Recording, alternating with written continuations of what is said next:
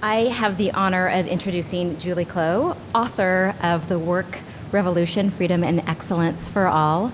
I know many people in the audience have the opportunity to know Julie, and we all think very highly of her. But I'd like to share with you my personal experiences with Julie and working with NGDU. It wasn't that long that we had the opportunity to work together, but I took every opportunity to take advantage of her brilliance in leading teams, in managing and developing people, and in developing high-impact strategy. I also had the opportunity to gain her as my biking buddy for one glorious summer, where we would scale the mountains up Old La Honda and Page Mill in preparation for a century ride. And it was during one of those 6-hour rides that Julie first mentioned her ideas of writing a book. And periodically she would share things with me about thoughts she had and wanted to get some feedback on how do we focus on what's right, what's most high impact, not everything. She shared ideas around the challenges and opportunities that come with technology and never being off, but always having the opportunity to be on whenever it's convenient. And so I feel like I got a little bit of an insider view and an opportunity to see her ideas as they were developing. Now, we all know Julie in her wonderness, and it was no surprise to me and others that she was able to get a book deal just about 8 months after first sharing her ideas, and then had a full manuscript about 6 months after that. Meanwhile, moving to New York, starting a new job, and training for Olympic triathlon. So she's multi-talented in a variety of ways. For those of you that don't know Julie's background at Google, she joined Sales EDU for a period of time, transitioned to People Ops, where she developed the Foundations in Leadership and Teamwork program, also known as Flight, which is still thriving and great reviews. People continue to talk about it. But we were fortunate enough to steal her away and join us in NGDU, where we had her for a period of time. She's now VP of Learning and Development at a small investment management company in New York. She is a proud Auburn fan, and where she got her PhD in organizational behavior and psychology. And she's here to talk a bit more about her work. So please join me in welcoming Julie.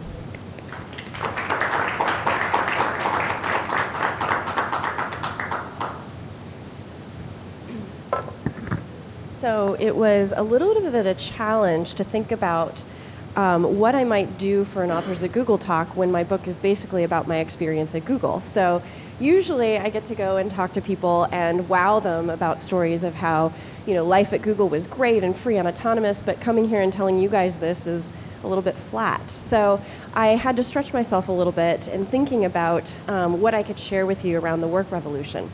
So I thought I would do two things. One, recount to you the lessons that I feel like I learned having spent 5 years at Google.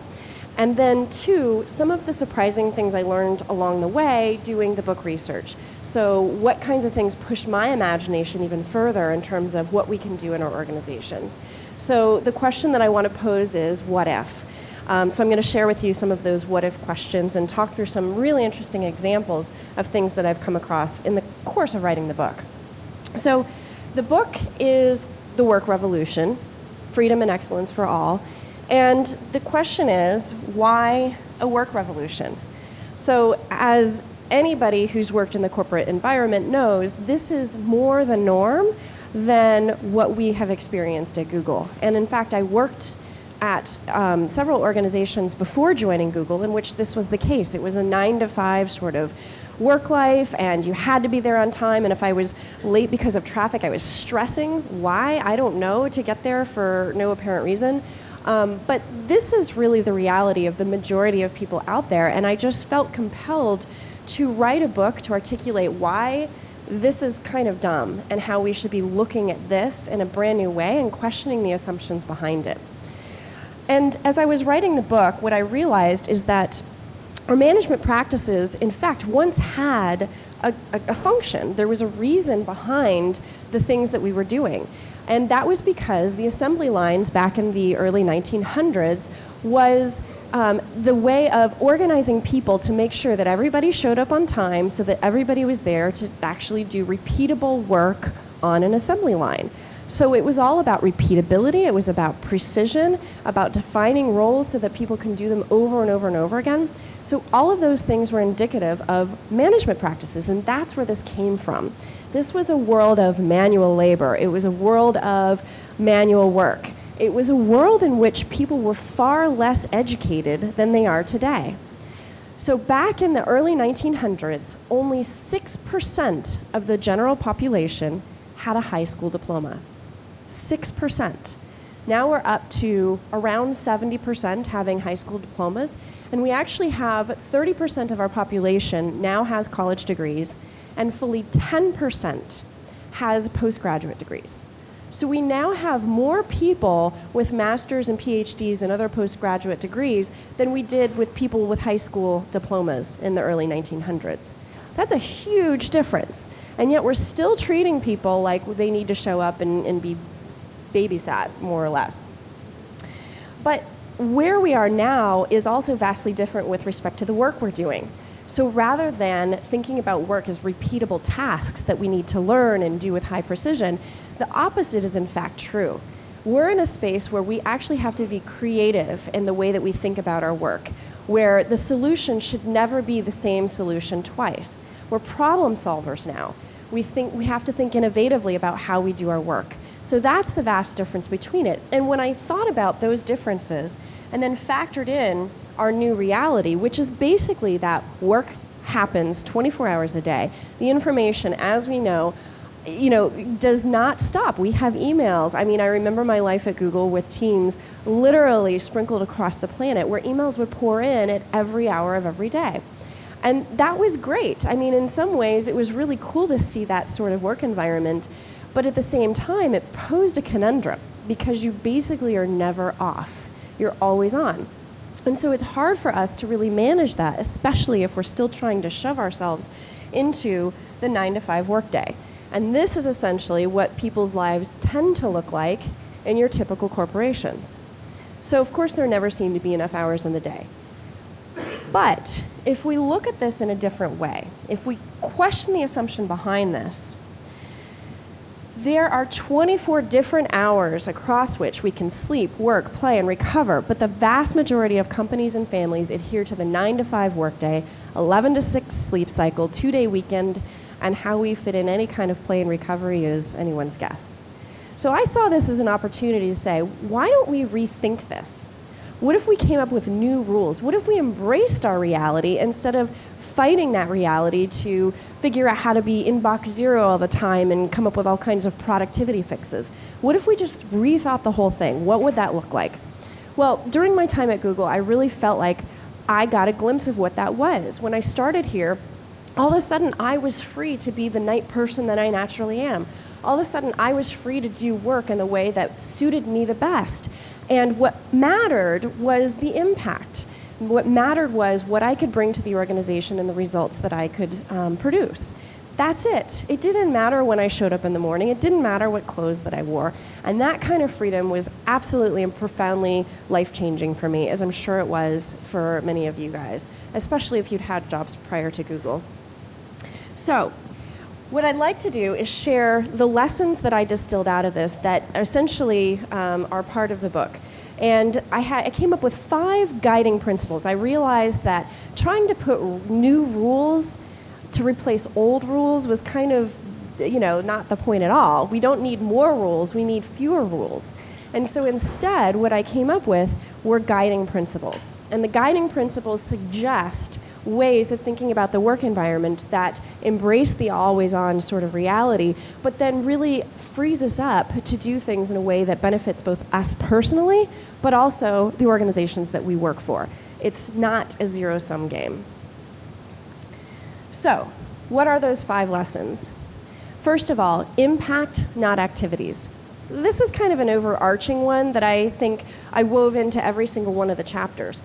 But the basic notion is that we have to think about what impact we're bringing rather than fixate on the activities that people are spending their time doing. So if you free people to focus on the impact, then the activities don't matter. And one of the things that I learned to ask a lot was, what problems are we trying to solve? So one of the things that I love about Google, and I still think it's one of the most brilliant mission statements on the planet, is the mission of organizing the world's information and making it universally accessible and useful. Every single Google employee can cite that on demand, and that means it's a powerful and sticky mission statement. But furthermore, it's a problem-based mission statement. It's a problem that we're trying to solve for. So this actually translates not only to the organization, but also to individuals. So I got an email from somebody who read my book, and she wrote kind of a book back to me, which was cute and really nice. But in it, she talked about reading this book and thinking completely differently about her role in the organization that she's at. So she was hired to start a library. So she had a librarian's degree, and that was her job. But starting a library is an activity. And when she read the book, she realized she had a huge opportunity to rethink her job in more problem-based terms. So instead, she now thinks about her job as information flow, information creation, dissemination, consumption. And now she sees all kinds of opportunities to completely expand beyond what she was hired to do, but to solve the problem in really unique ways. So that was a huge lesson for me, and it's something that I continue to apply to everything that I do. What problems are we trying to solve? The second lesson is energy, not schedules. When I started at Google, what I've always known about myself is that I'm not a morning person at all. And when I was able to actually set my own schedule, what I realized is that I gravitated towards coming in around 10 o'clock a.m. And in fact, in my current job, that's what I do. I don't show up before 10. I know myself. It'll be junk hours. I get nothing done. But by paying attention to my own personal energy, and instead of fixating on schedules, which are most of the time based on kind of arbitrary sorts of deadlines, I could follow my personal energy. I could follow the energy of projects in terms of how they might naturally play within the organization rather than trying to force those things. So paying attention to energy was a huge thing for me, and it freed me up to be more productive during the hours that I was here and to feel like I could live a sane life in terms of my schedule. I recently stumbled across a new book, which I haven't read yet, but I got the concept out of it. It's called social jet lag, and I never even knew there was a term for this. But social jet lag is this notion that we all have our own sort of chronotype. And a chronotype defines when you naturally gravitate towards going to bed and how long you sleep. No surprise, everybody's different in this regard. So for example, with my particular chronotype, I am, average hours that I sleep is about 8. Divide that by 2, that's 4. My free-form bedtime is about 1 o'clock, which means my mid-sleep is 1 o'clock plus 4, that's 5. Okay, so my chronotype is 5. Well, what does that mean? This is the distribution of chronotypes throughout the population, which I thought was quite interesting. I'm kind of normal. I'm right in the middle. So 4.5 seems to be where, most people fall. Well, the top of the bell curve, so to speak. And 5, not far off of that. So I thought, wow, I'm really not as different as I thought that I was. But what is interesting is if we look at the typical 9-to-5 schedule, if the top of that bell curve is 4.5, I kind of backwards calculated this, and the median work start time is 9 a.m., and that's being generous. A lot of companies say 8, Let's assume you have to get up at 7:30 to get ready and commute in by that time. Then basically the 9-to-5 work schedule is best suited for people who need 6 hours of sleep on average and like to go to bed at 1:30 in the morning. Any of you fit that profile? Anyone? Nobody. 0 for the record, okay? So this seems kind of silly. If we think about the ideal reality for somebody whose median is 4.5, needing 8 hours of sleep, then in fact, the best time for people to show up to work is around 10. But I think the point here is we all have our own unique chronotype. We have, the number of hours that are required for us are vastly different. So why can't we just show up when we need to? What a realization. So that, to me, was a pretty profound sort of vocabulary to put around this in a way that freed me up to think about my needs and my energy, and regulating that is best for me. So third is strengths, not job slots. So one of the things that I loved about being at Google was that we focus so much on hiring people that we feel like belong in the Google culture.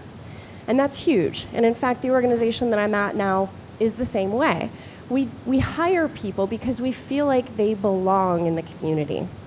And when you do that, then you can bring people into the organization, you can embrace them, and set them free to do work in the best way, to solve problems for the company. Because if people buy into the mission, if they're excited by the work you're doing, there's no need to babysit them. So this is a profound difference between the way that typical companies do that, which is to think about job slots and experience and the right resume. And if they have the right things, check, check, check, bring them into the organization. But who cares if they're a culture fit? And then that breeds all kinds of problems. And that's why many companies don't trust their people from the start. The right things, not everything. So this speaks directly to the fact that we are in a state of overwhelm, that there is too much information, too many ideas, too much to do. So we have to get better at figuring out what the right things are and not everything. And one of the things that I loved about Google was in almost every conversation around goals and priorities, somebody would ask the question, what project should we stop doing? And I thought that was a really profound question that surfaced quite often. That was a really important question to ask. And then finally, grassroots, not top-down. This is where I really saw firsthand the power of collective intelligence. When you set people free to make decisions, especially as a group, then you get some pretty amazing stuff. And I loved the fact that, our TGIFs were built around the Google moderator tool, where people could ask any question, but then we'd vote up the ones that were most important to us. And I loved bureaucracy busters every year, where people would find opportunities to flush out bad processes. All of that was about collective intelligence. And it was about leveraging that within the organization. And when I saw the power of that, it made me think that how underutilized that tool is in many other organizations, because they don't understand the mechanics of collective intelligence. So these were the lessons that I suggested in my book for individuals, managers, or organizations to implement. And I suggest various ways of doing that. But in thinking about this presentation, then I pushed myself a little bit further to think, what if we questioned all of our management institutions? So even at Google, there are things that, we still hold on to, or I still say we, that you all still hold on to, that the organization still holds on to. And I thought, what if we questioned some of these assumptions and tried to figure out what is behind these institutions and how we might think differently about other approaches? So, what if? What if we ditched job descriptions, job requirements, and job roles? What would that look like? The reason that I bring this up is because the point of job descriptions and requirements or roles is to make the hiring process more efficient. Because if you can make good guesses about what skills somebody needs to do a particular job, that makes the whole resume sifting process a lot easier. You know what you're looking for in an interview. Of course, there's still the cultural component, but then once you bring somebody in, what's the point of keeping them within one strict sort of bubble around the work that you'd like them to do? So what inspired me was a story that I read a couple weeks ago. I was in Seattle and I picked up the local paper, and they had this profile on this man, Eric Wall is his name, who went to work for the University of Washington. He's a creative writer. He has a master's degree in creative writing, and he went to work for the surplus store. How does that work? I mean, what could he possibly bring to that job? But what was interesting is he's completely transformed the organization, or the little department. They sell extra chairs, desks, lamps, whatever happens to be in the in the university that they don't need anymore. They sell through the surplus store. So what did this guy do? He applied his creative writing skills. He took the initiative to apply his creative writing skills because he thought that the website that advertised their products was utterly boring. So here's a sample of one of his write-ups.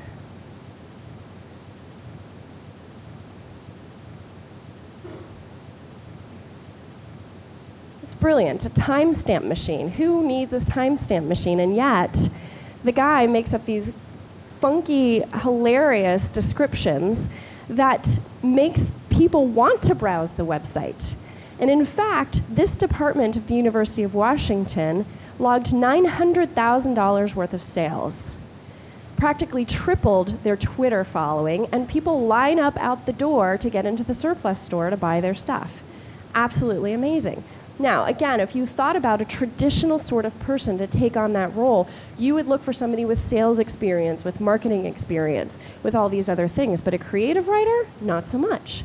And yet, a creative writer applied to surplus store equals something pretty phenomenal. So it just inspired me to think a little bit outside the box. So what lessons could we take from that? One, I think it's important, and I'm constantly learning this. I started learning this at Google, but I think it's a lifelong journey. It's being true to our authentic selves. Who are we? What are our skills? What strengths and talents can we bring to the organization? And how can we think about using them in really creative ways?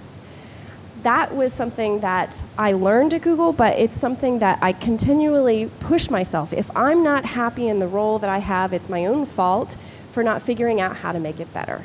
It's my own fault for not figuring out how I can better apply my talents to the work that I'm doing.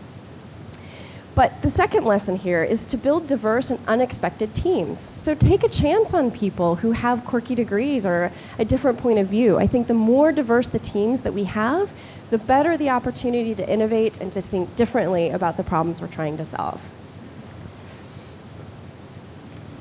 So 2. What if we ditched working hours, milestones, meetings, and vacation time? So I think some of these things are true at Google, but I still think that there's a huge difference. There are some organizations that have taken this much further. Let's just put it that way. So for example, vacation time, saying take vacation when you need to take vacation. We're not going to track it. Many companies have done this. Best Buy is one in particular who instituted what they ended up calling the results-only work environment.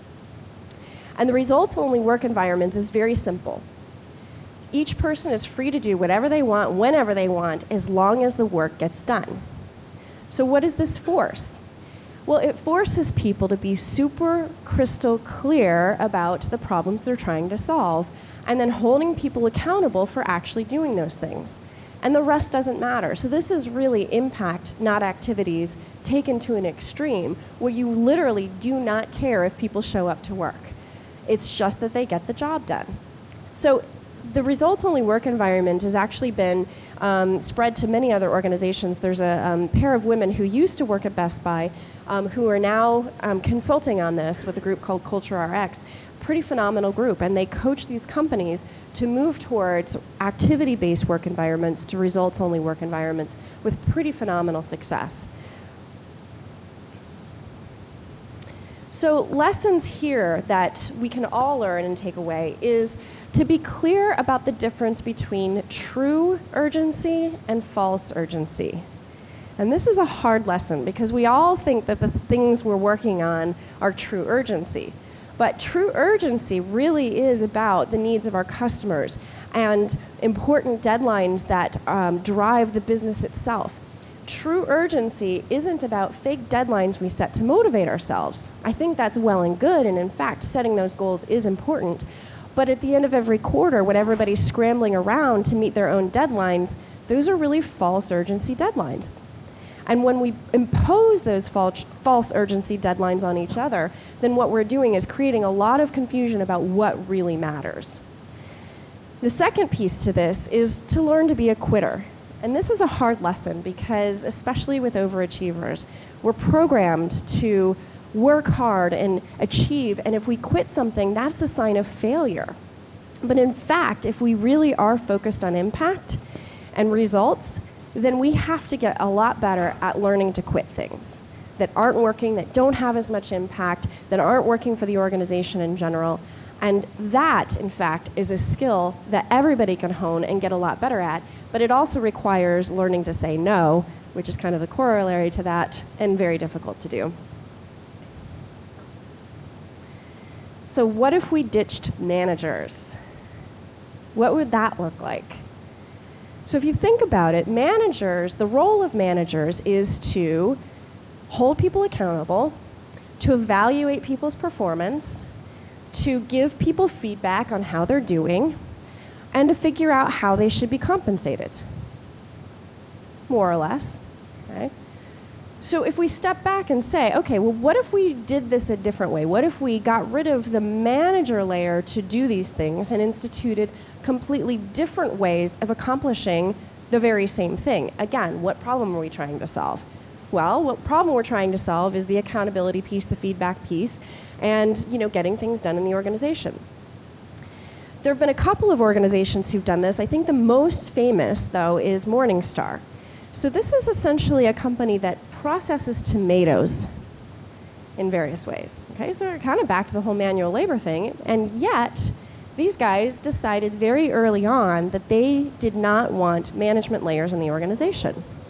So what they did instead is establish something called CLUEs, Colleague Letters of Understanding. And these colleague letters of understanding start with, this is my personal mission statement. So every individual has to define who they are, what value they bring to the organization, and what their role is, roughly speaking. And then they commit to being accountable for a whole series of things within the organization. But they do this by determining who they need to work with the most. And so every year, everybody sits down and does this and negotiates with their teammates to say, well, this is what I want to be accountable for. How about you? And so it's a whole negotiation process to figure out who has the right strengths, who has the energy, who has the interest in these kinds of things, what you are excited to be accountable for. And those clues are how people are evaluated. Not by managers, but by each other. So again, it's all peer-based. So the peer feedback is a very critical component to this. And in fact, I was looking at one of their sample clues, and safety is a really great example. So who holds people accountable for safety? Well, if you think about it, the best people to hold people accountable for safety are your peers, because your peers are the ones who are seeing you in the process of either wearing your safety helmet or not.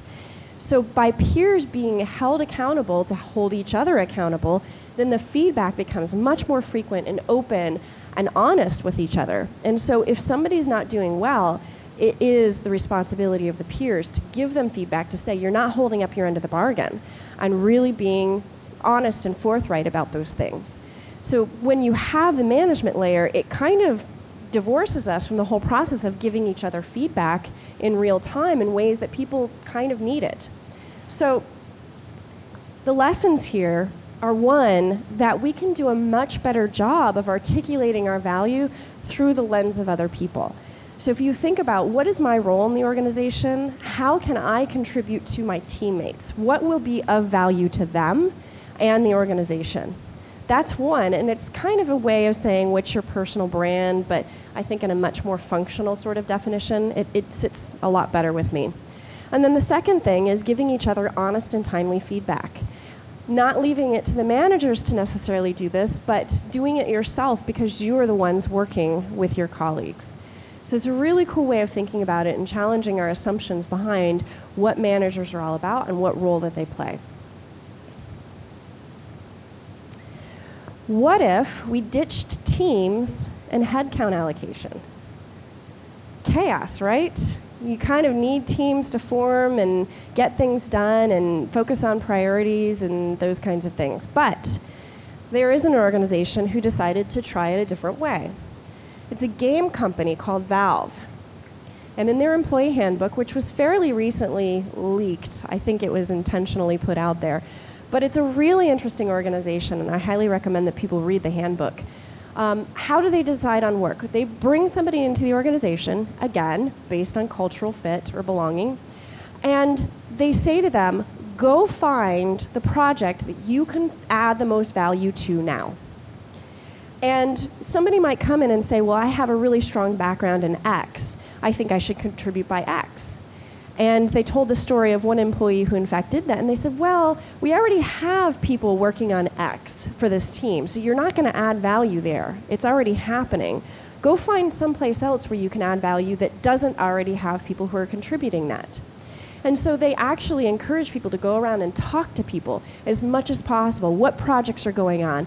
What might I be a part of? Where can I add value? What's important to the company? Not just short term, but long term as well. And then they make the decisions. And so they literally put all of the desks on wheels so that teams can self-organize and move their desks around and move closer to one another or group people in a different way. And so there are teams, and in fact there are even team leads, but they're very informal kinds of definitions, and they change often. So the whole point is that people can self-organize and reorganize in ways that people can work on projects that they're excited about that add value to the company. The founder, Gabe, said, are there things that I wish people would be working on that aren't? Yes. Period. Yes. But he's okay with that.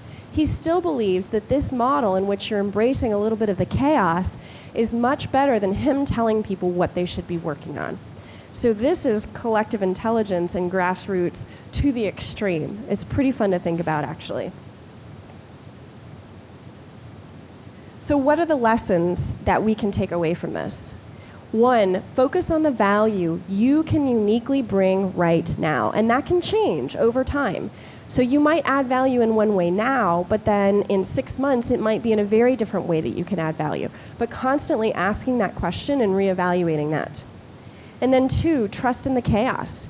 Know that when we set people free to do the work, to find the value, that there's going to be a little bit of chaos. There's going to be a little bit of disorganization.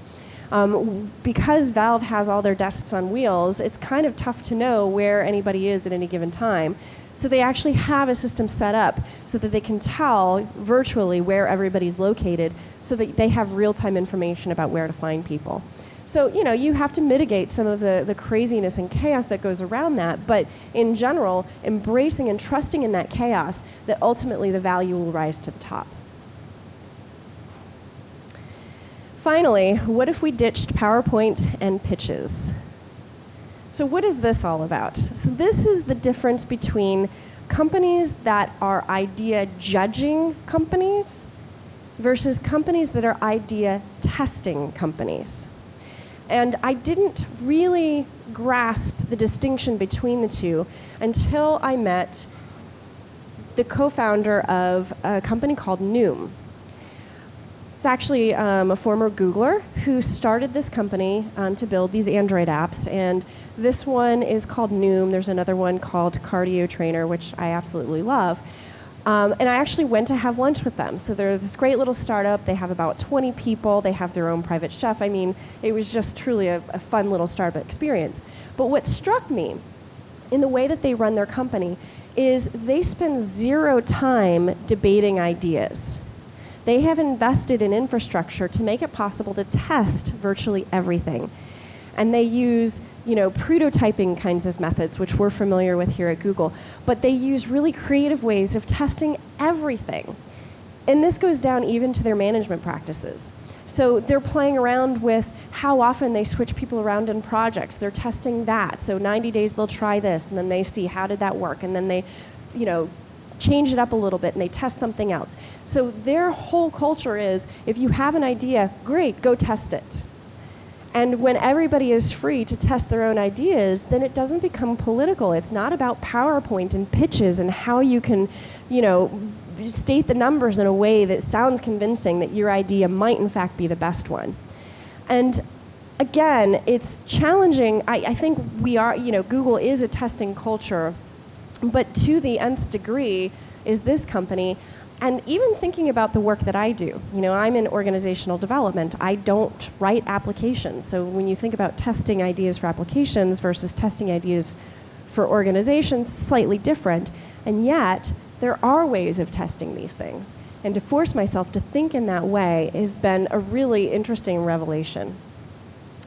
So what are the lessons here? Test everything first, and then use something else, like Google Docs or Prezi to actually present your data. I'm kind of partial to Prezi right now. But test everything. Test everything in creative ways. And rather than trying to judge each other's ideas, just use the data to tell you the answers. So I heard Jim Collins speak about a week ago, and he talked about a personal hedgehog. So in his book, Good to Great, he talks about the hedgehog concept for companies in terms of where they can be world-class at, that drives the economic engine that everybody's passionate about. And he translated this to a personal hedgehog, which I thought was a really phenomenal way of summing up everything that I've talked about today. But what is at the intersection of, one, what you are passionate about, and that's not enough because I'm passionate about surfing, but I will never become a professional surfer, to my chagrin. Two, what you are genetically coded to do. I thought I was good at math until I took math classes in college and saw the people who were really good at math. I am not genetically coded to do math. There are people who are. I know that that's not my strength. But there are things that I am genetically coded to do that I'm also passionate about. And if you put those two things together with the third, which is what can you create that is of value to society and to other people, that is your personal hedgehog. That's the sweet spot of things that you can do that's going to give you joy, bring value to the organization, and essentially and hopefully lead to your professional success. But one more thing, don't forget to have fun. And I think that is truly the most important lesson that I took away from working at Google and that I will always be passionate about in life is how do you make work feel like play? One of my favorite authors is Martha Beck, and I love this quote from her. I've mentioned the idea of using the word play to replace the word work. If you have no way to feel playful doing your work, get different work. I have this quote in the book, and I didn't know, if it would resonate with other people, but I got a LinkedIn invitation the other day from somebody. Your standard LinkedIn invitation. I would like to connect with you. I read your book, and I quit my job. So her message was basically that she couldn't find a way to be playful at work, and she couldn't buy into the mission of the organization and realize that it wasn't a good, she didn't belong in that organization. And so ultimately she made the decision to quit to find work that is more meaningful to her. And thankfully, Google provides an amazing place where people can feel playful doing their work. And my hope and my vision for the world is that everybody can eventually get to that place where organizations are not set up to be dreary and bland and built to essentially create conformity, but rather to pull out of people their deepest levels of talent and enthusiasm and joy towards the things that we're doing. So thank you guys very much.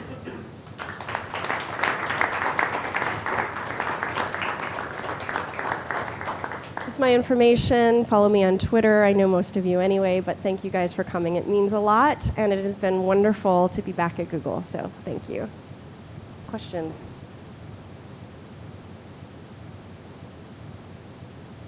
So you mentioned the importance of peer feedback in evaluating work, and as you know, that's something we do here, but the challenge is always the negative feedback. It's very hard to give negative feedback to your peers. Does the fact that we also have managers do evaluations here sort of force us to sort of pass off the dirty work on them? Or did you find that in a place like Morningstar, people are willing to give the negative feedback because there isn't that safety valve? Well, I think you hit on it exactly, which is that it is tough to give negative feedback. So one, if we're not in the habit of doing it, then we tend to feel compelled to give negative feedback versus positive feedback. And so if all we're doing is giving each other negative feedback, that's not a good scenario. But if we get in the habit of giving frequent feedback, I think it becomes a lot easier just to be authentic and flowing in terms of the kind of feedback that we give. But I think definitely having managers in place does provide a bit of a crutch where we aren't flexing that muscle and we feel like we can give feedback in other roundabout ways and leave it to the managers to give the hard feedback to people. But if you think about it, when you have somebody who is a poor performer on your team, it makes everybody's lives miserable, including that person who isn't doing well. And when you set up a peer feedback sort of system, then it makes it so much easier for people to flesh that out and to hold each other accountable and to give that real-time feedback. So while I haven't experienced it firsthand, only just through what I've read, I can only imagine that it just creates an environment where that feedback is expected and welcomed and a healthy sort of thing rather than being toxic or tough to do. So I really liked your foundational principles. We see all of them here, I think. When I think of a person in a traditional company, somebody in a leadership position, the sum total of them are probably terrify them altogether. To keep them from running the other direction, do you have one or two that you think are most impactful potentially to them that you usually try to start with? Yeah, that's a really excellent point. And in fact, I most often bring this up when I'm talking to audiences that these concepts feel foreign, is that fear is a really huge driver. And I completely understand it, because if you're in an organization where things are working, you're making money, for the most part, the organization's doing well, there might be indicators, maybe retention isn't as good as you'd like it to be or whatever, why go through the process of changing all of this? You know, why fix what isn't broken, at least that people think? But the point is those organizations may be good, and good is the enemy of great, as Jim Collins says. I'm a big fan of his. So if organizations want to be great, then they have to address the fear behind doing it. And I think that the advice that I give people is go back to the grassroots idea of testing everything. So don't think that you have to change an entire organization in one fell swoop, but rather think about little things that you can do to test things out. If we did this differently, what would happen? You know, let's try no dress codes for a week or a month or whatever and see what happens. You know, testing little things and being okay with the fact that there might be failure along the way, but that you'll learn as you move on. And I think that think really small and test everything gives people the comfort of knowing that you don't have to try to flip everything all at one time and can kind of follow the success of it. So that's really the number one piece of advice I give.